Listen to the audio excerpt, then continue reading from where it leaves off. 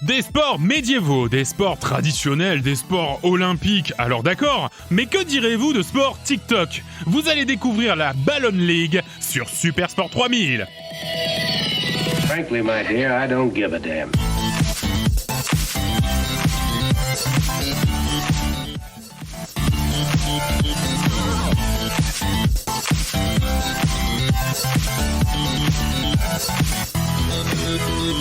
Et salut à tous, Hello.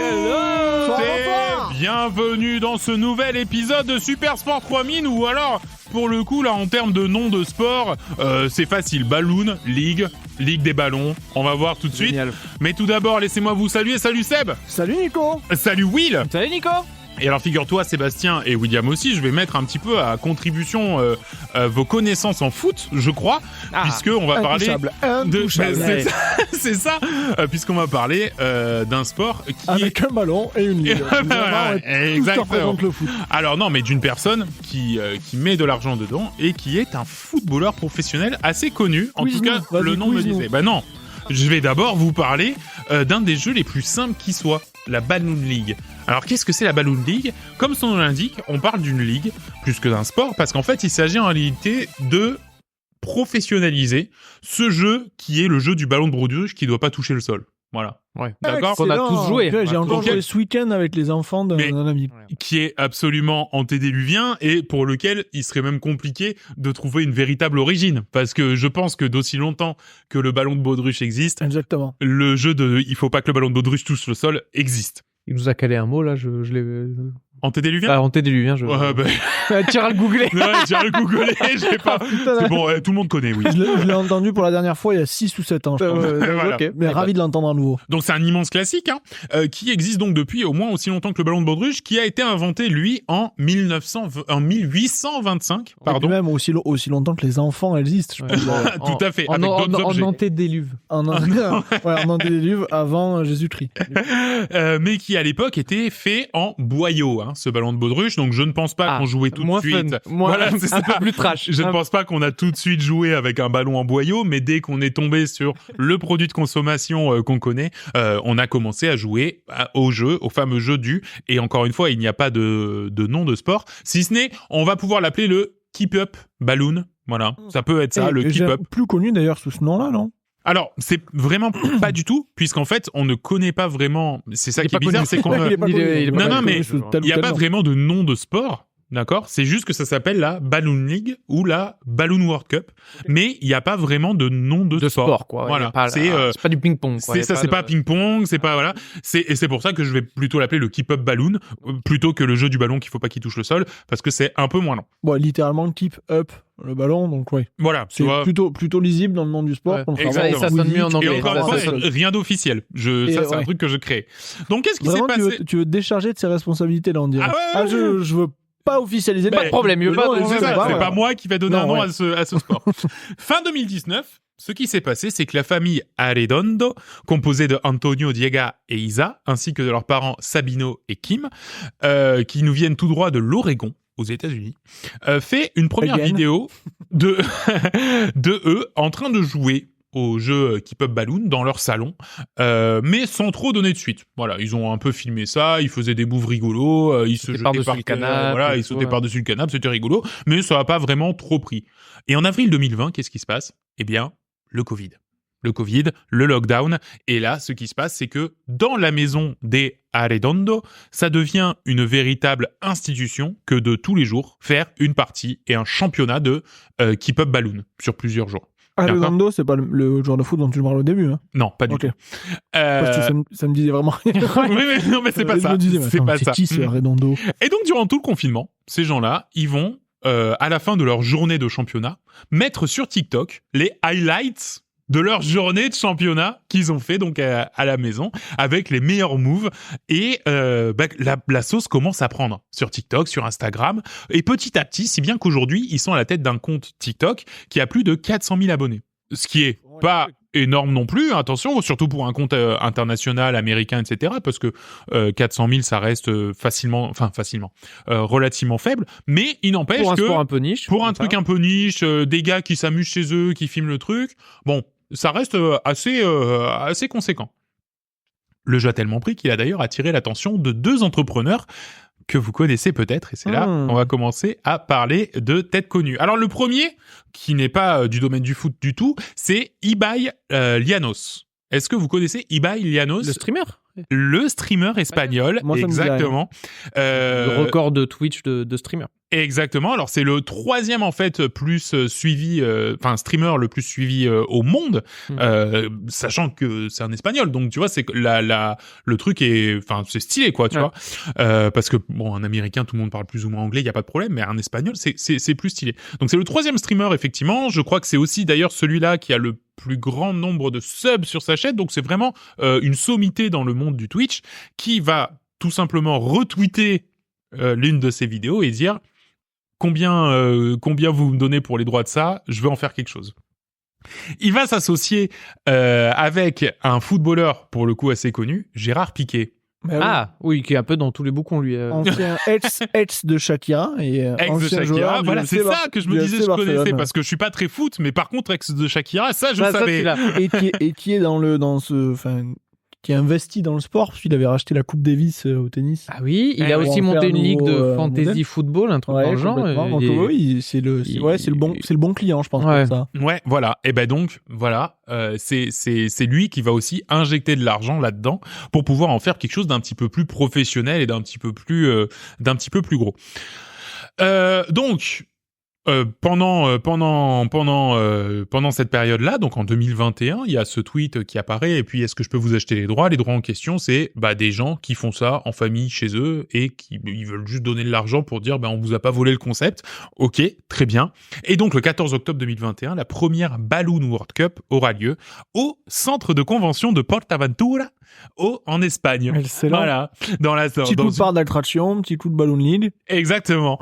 Et alors, c'est mine de rien pas de la merde, parce qu'en fait, ils sont fait carrément venir 32 compétiteurs de 32 pays différents pour se battre autour de ce jeu de il ne faut pas faire tomber le ballon par terre, quoi. Ils ont été sélectionnés comment, ces mecs ? Alors, c'est une très bonne question. Ça, c'est en fait, en tout cas pour cette première édition, Ibai est resté dans les streamers un petit peu sportifs, enfin en tout cas créateurs de contenu, on va dire, de pays par pays, un petit peu sportifs. On va voir que pour la 2e édition, il a voulu faire les choses en un peu plus grand et mettre un petit peu plus le côté compétitif et pas juste copinage en avant. On avait Thibaut InShape. Non. Alors en France, on avait Paul Jorquera, qui devait être très vraisemblablement un copain de Ibai, comme français de Perpignan, ouais. Voilà, c'est ça. Donc du coup, on avait l'Algérie, l'Argentine, l'Arménie, le Brésil, la Colombie, la Chine, l'Équateur, Italie, Mexique, Mongolie, etc. Donc on voit que c'est quand même un truc qui a pour vocation à être, vraiment international et surtout, bien entendu, contrairement à d'autres sports, diffusé 100% sur Twitch, puisque c'est lui qui s'occupe de tout. Sur sa chaîne, donc. Sur sa chaîne Twitch, absolument. Avec d'ailleurs, et on le verra plus tard, notamment en France, c'est Kameto qui était au cast. Ah, excellent. Le streamer Kameto qui avait diffusé ça sur sa chaîne, vraisemblablement en achetant les droits à Ibai pour pouvoir le diffuser et commenter ses journées de compétition. Donc ça, c'est ce qui s'est passé en 2021. Je vous garde pour tout à l'heure ce qui s'est passé en 2022. Alors, quelles sont exactement les règles de cette Balloon World Cup ? Le format traditionnel de la Balloon World Cup, c'est du 1v1. Il existe des variantes en 2v2, mais on va rester sur le format traditionnel 1v1. Chacun son tour, un joueur va taper dans un ballon, dans le ballon, il n'y a qu'un seul ballon de baudruche, pour le faire s'éloigner du sol. Donc l'idée, et vous commencez à me voir venir, on n'a pas le droit de faire ce qu'on appelle des smatchs. Des smatchs, enfin en tout cas, dans l'univers compétitif ça s'appelle des spikes. Donc faire des grosses matchs de bourrin. Donc voilà, le but étant que l'autre joueur, du coup, n'arrive pas à renvoyer le ballon en l'air et que le ballon touche le sol. Dans ce cas, il y a 1 point pour la personne qui a balancé le ballon vers le haut. Je me posais déjà la question, quand tu parles renvoyer en l'air, est-ce que juste, en fait, tu la pousses d'1 centimètre. Est-ce que c'est suffisant? Eh bien, ce que tu me dis ça, c'est un light tap et non, c'est interdit. Il faut taper il faut vraiment taper. Voilà, un amorti ou tu sais juste mettre la main pour dire c'est bon, j'ai touché à ton tour. Ça, c'est interdit. D'accord. Donc il y a 2 choses qui sont interdites. Il y a des arbitres d'ailleurs qui surveillent ça. Les arbitres qui sont interdits également.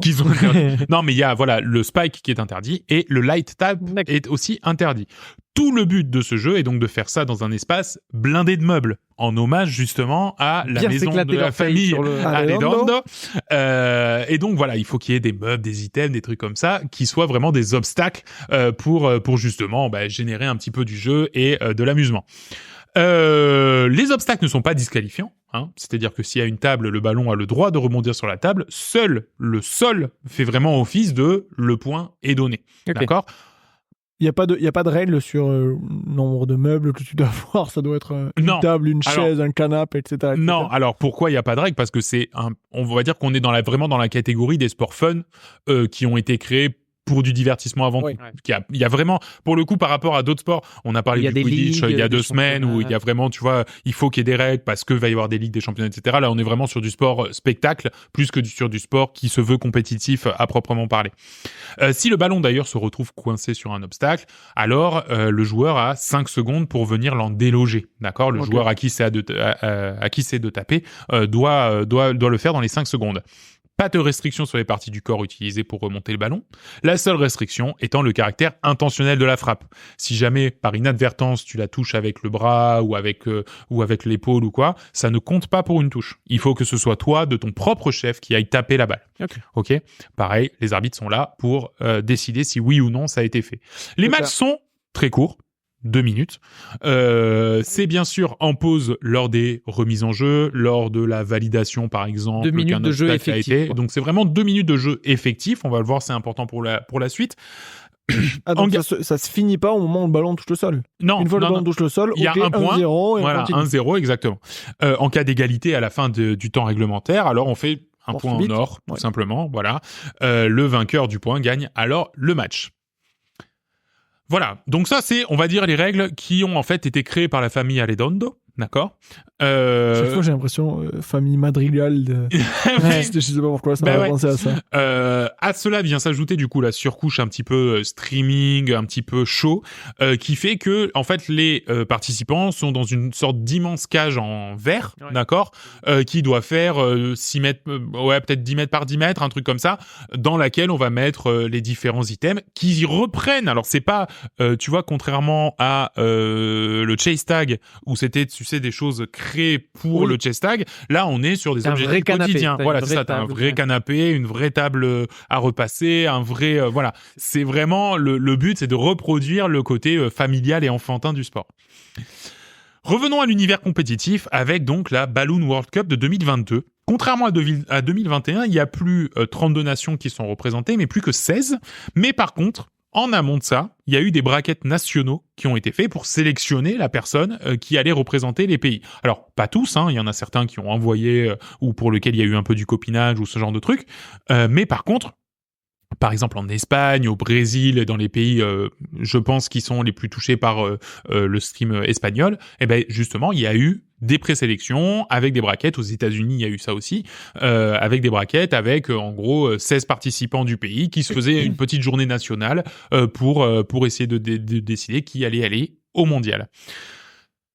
Et donc, les Français, dans tout ça, étaient représentés par Clément Dumais, qui malheureusement a été vaincu lors des demi-finales. Mais ce n'est pas grave, puisque dans ce sport, il y a aussi un match pour la troisième place. Et c'est sur ça que nous allons aller. Nous allons donc descendre dans ce Convention Center à Vilaseca en Espagne de Portaventura pour la troisième place, qui donc va voir s'affronter le Français Clément Dumais et l'Argentin Lautaro Maqueda. Et il ne reste plus que 30 secondes entre l'Argentin et le Français. Un partout dans cette petite finale pour la médaille de bronze. Alors, comme on peut le voir, il s'observe pour l'instant. Voilà, le Français le fait aller sur le canapé et c'est par terre, c'est au sol. Mais c'est une faute de l'Argentine. Il a tiré vers le sol. Alors, il a peut-être tiré vers le bas et effectivement, dans ces cas-là, normalement, il y a la VAR. C'est ce qu'on va voir ici. Voilà,